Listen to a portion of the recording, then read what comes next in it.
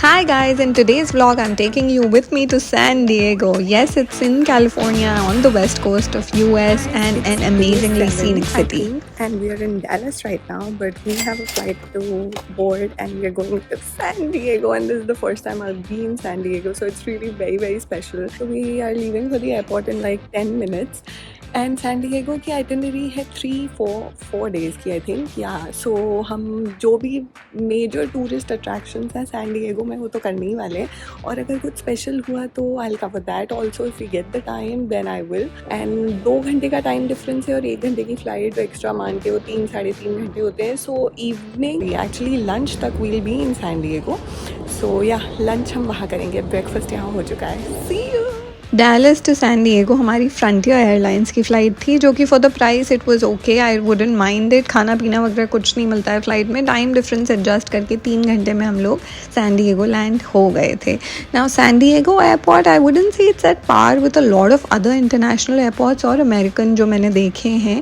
It's okay and traffic इतना ज़्यादा है और स्पेस इतनी कम, मतलब बहुत ही छोटा एयरपोर्ट लगा मुझे उस हिसाब से। And that's why when we got out my cousin told me they are constructing a new vertical, so एक नया टर्मिनल बन रहा है all together, because traffic handle करना ईजी हो जाएगा उसके बाद। सो ये जस्ट एयरपोर्ट के बाहर का नज़ारा था।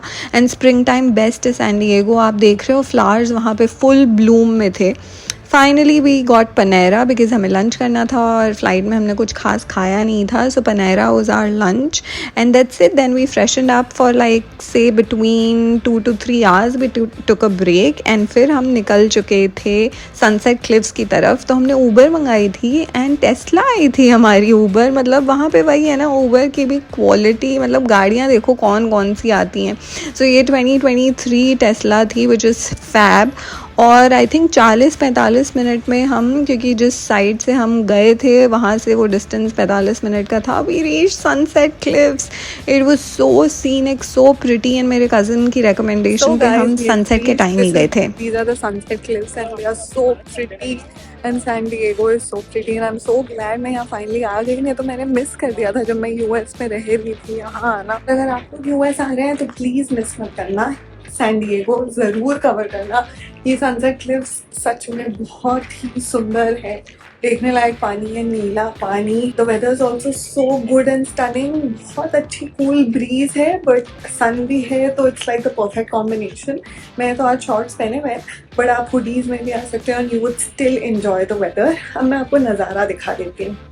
Sunset Cliffs, the name says it all. It's actually a national park which offers the best sunset views in San Diego. This is spread across 68 acres of hillside park which comprises of sandstone. ये जो आपको पत्थर दिख रहे हैं ये hillside, ये sandstone cliffs हैं, stretching across the Point Loma Peninsula with the gorgeous panoramic views of the Pacific Ocean. तो ये जो ocean है, ये नीला पानी, ये Pacific Ocean है। Wow, right? I mean, देखो तो इससे ज़रा कितना सुंदर है ये नज़ारा।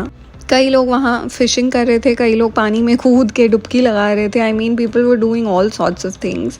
ये उसके ऑपोजिट जो हैं घर हैं and these are $1 million homes of course. So guys, we are done seeing the sunset. It's almost set. And क्या नज़ारा है और क्या हवा चल रही है, वाह क्या मौसम है यहाँ सैन डिएगो में। Right now I think it's the perfect time April में विजिट करने का। सनसेट क्लिफ्स तो बिल्कुल भी मिस नहीं करने चाहिए और सनसेट के टाइम पे ही आना चाहिए। सो दिन में नहीं, शाम को आना टोटली बनता है। से हम लोग निकल गए सैन डिएगो 5th एवेन्यू की तरफ, जहाँ पे हमें सुशी डिनर करना था। तो ये पोर्ट दिख रहा है और सारी शिप्स वहाँ पे और बोट्स पार्क्ड हैं। अज़ूकी सुशी में हम लोग गए थे वेजिटेरियन सुशी खाने, because we are sushi lovers but we only have vegetarian sushi, but even the vegetarian sushi was so good there and the drinks were fab. So ये बाहर open seating हमने ली थी, हवा बहुत चल रही थी बट फिर भी उन्होंने हीटिंग लगाई हुई थी। So it was a very nice place.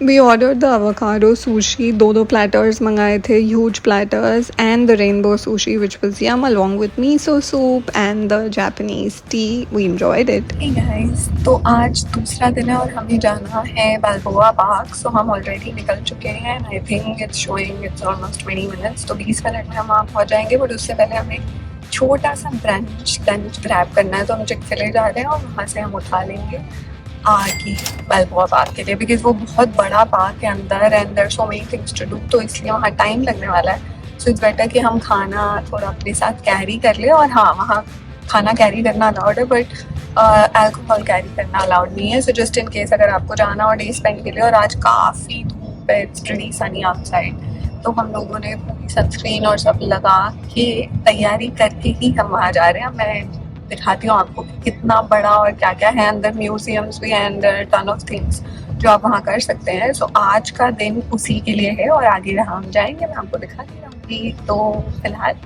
15 minute में पहुँचते हैं. बालबोआ पार्क पहुँचते पहुँचते हमें आधा घंटा लग गया था, but the route was so scenic and so peaceful. एक तो वहाँ ड्राइविंग इतनी, it's a pleasure in the US and I really miss that. Driving in India is such a pain. I used to love it there. Anyway, तो park के बाहर से ही काफ़ी traffic शुरू हो गया था and people had started walking.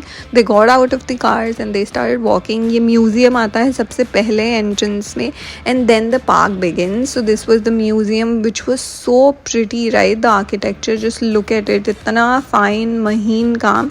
और फिर बालबोआ पार्क शुरू हो जाता है. तो अंदर की तरफ हमने फाइनली कार रुकवा के, we wanted to explore it, so we were like just let's get down here and that's it. तो साइंस सेंटर से लेके म्यूजियम तक ये आप जो देख सकते हैं, ये पार्क का एंट्रेंस था and we started walking through this place and it was so green and there were so many people because it was a weekend. तो Saturday Sundays को काफ़ी रश रहता है, but still इतना 1200 acres में across ये park spread है, which is like an urban cultural center. यहाँ पे आपको हर चीज़ अंदर ही मिल जाएगी, from museum to the science center. This was a Japanese friendship garden which was so pretty, Japanese flowers and उनकी पूरी history वहाँ पे लिखी हुई थी. It started in 1915. फाइनली हम जापानीज फ्रेंडशिप गार्डन पहुंच गए हैं, जो कि है बालबोआ पार्क के अंदर. बहुत सारे म्यूजियम्स और बहुत मल्टीपल पार्क्स हैं, बट फिलहाल जापानीज फ्रेंडशिप गार्डन देखते हैं. उस दिन इट वॉज सनी, बट फिर भी सन का इतना फ़र्क नहीं लग रहा था. मतलब you don't sweat there because of the breeze and everything, so it's pretty manageable. Mumbai जैसा नहीं होता है हाल. ये छोटा सा एक अंदर के कल्चरल सेंटर के जस्ट बाहर वहाँ पे एक सेशन हो रहा था, जहाँ पे छोटे से स्टॉल्स लगे हुए थे जो वो बेच रहे थे etcetera. People were dancing there, having fun. There were paintings which were up for sale. People were just enjoying the weekend, you know, in the park. This was actually on the opposite side. यहाँ पे mom को अंदर cultural centre जाना था, तो हम गए थे. एक साइंस सेंटर भी था एंड साइड में ही ये बीच में एक फाउंटेन सा बना दिया था उन्होंने. वहाँ पे kids were having a gala time, अंदर जा के नहा रहे थे.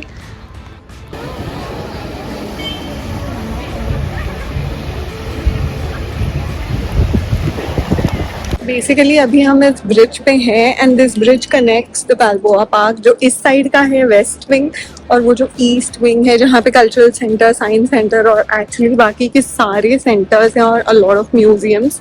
जापानीज गार्डन पे पीछे वाली साइड है और इस साइड जो गार्डन है वो अब मैं आपको दिखा लेती हूँ. तो बीच में ये ब्रिज है और दोनों साइड पे सड़कें हैं.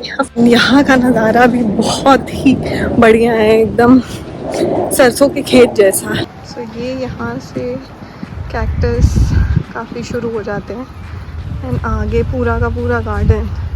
एंड यू गाइस सी वो पीला एरिया जो है, ओह माय गॉड, इतना सीनिक है और पिक्चर्स लेने के लिए बहुत कुछ है. पार्क की दूसरी साइड क्रॉसिंग के बाद एक बहुत बड़ा कैक्टस पार्क था and a rose park. So basically cactus and rose just adjacent to each other they were and you know fighter planes were also in the sky. तो वो भी मैंने थोड़ा सा वीडियो निकाल के कैप्चर कर लिया है. बट रोज़ेज़ की जो वैरायटी थी वहाँ पे, ओह इतने टाइप के रोज़ेज़ हैं यहाँ पे, बहुत टाइप के हैं. इतने कलर्स हैं जिनकी मेन कलर एक है, फिर आउटलाइन दूसरी है.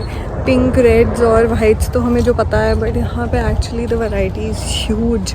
And if you are nature lover then you would love Balboa park. तो अगर आप सैन डिएगो में हैं तो बालबोआ पार्क मिस मत करना. हम तो वीकेंड पे आए हैं तो बहुत क्राउड है, but it's still so serene and शांत and so beautiful, like totally worth it. ये पिंक हैं और सारे रोजेज़ इतना बढ़िया स्मेल कर रहे हैं. I mean the fragrance is too good. ऊपर से नीचे का व्यू, वाह इट्स सो प्रिटी. स्विट्ज़रलैंड से कम सुंदर तो नहीं है. Cars, it's just so beautiful and actually smells really very good. 3 घंटे घूमने के बाद वी वर हंग्री, सो हमने चिक-फिले से vegan wrap and coke already और फ्राइज़ पैक करा ली थी। वो हम ये स्कूटर शो देखते हुए खा रहे थे वहाँ पे, which was delicious. California has vegetarian अब हमें चिक-फिले। ऑलमोस्ट गाइस 2 घंटे से ऊपर हो चुके हैं बाल्बोआ पार्क में, और फिर भी इतना सब रहता है घूमने के लिए, मतलब और कितना टाइम स्पेंड करें। या इवनिंग हो सकती है और आपको फिर भी सारी चीज़ें पूरी नहीं होंगी, बिकॉज म्यूजियम्स के अंदर, पार्क्स हैं, जापानीज गार्डन है। We have tried our best to cover as much as we can, और अभी भी थोड़ा सा पोर्शन रहता है। लेट लंच के बाद मॉम में ताकत नहीं थी और घूमने की, so she was like we have had enough. 4 घंटे हम पार्क के अंदर काफ़ी एक्सप्लोर कर चुके हैं, let's just call the cab now and leave, because उसके आगे जाके ही सैन डिएगो ज़ू है, जहाँ के लिए आपको टिकट्स खरीदनी पड़ती हैं to enter. Of course Balboa Park free था, there was no entry fee. San Diego zoo की entry fee was $50 per person, and after that we moved on to the part 2, जो कि नेक्स्ट वीडियो में आने वाला है, so stay tuned. Tata.